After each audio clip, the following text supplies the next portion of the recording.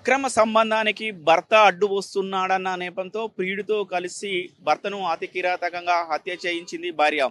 ఈ ఘటన దామరచర్ల మండలం నర్సాపూర్ గ్రామంలో చోటు చేసుకున్న పరిస్థితి కనపడుతుంది. ఏకాంతంగా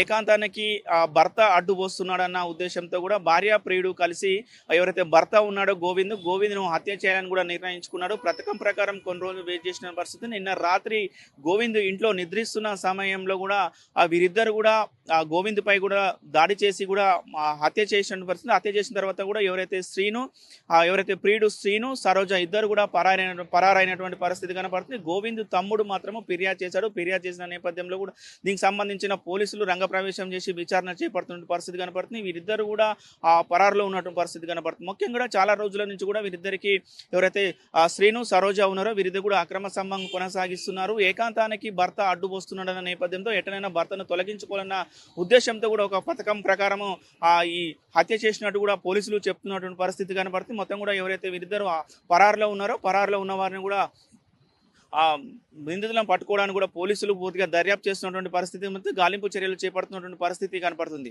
మీడియా జర్నలిస్ట్ కృష్ణతో అచ్యుత్, RTV నల్గొండ. దూదియా ఇస్లావత్ దూదియా అనే అతను వాళ్ళ యొక్క తమ్ముడైన గోవింద్ని వాళ్ళ వైఫ్ సరోజ, అదేవిధంగా అక్రమ సంబంధం పెట్టుకున్న సీను అనే ఇద్దరు కలిసి వాళ్ళ తమ్ముడిని విచక్షణారహితంగా బలమైన ఆయుధాలతో అతన్ని కొట్టి చంపారని చెప్పని మనకి కంప్లైంట్ ఇవ్వడం జరిగింది.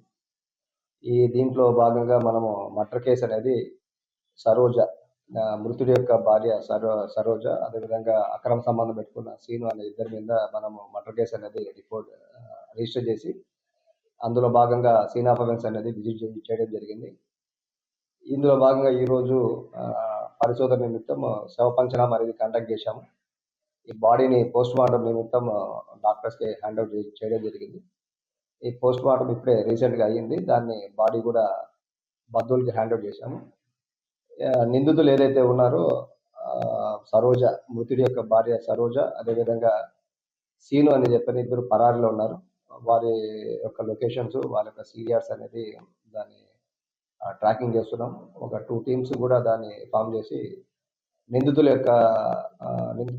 పట్టుకునే దానికోసం తిరుగుతున్నాయి.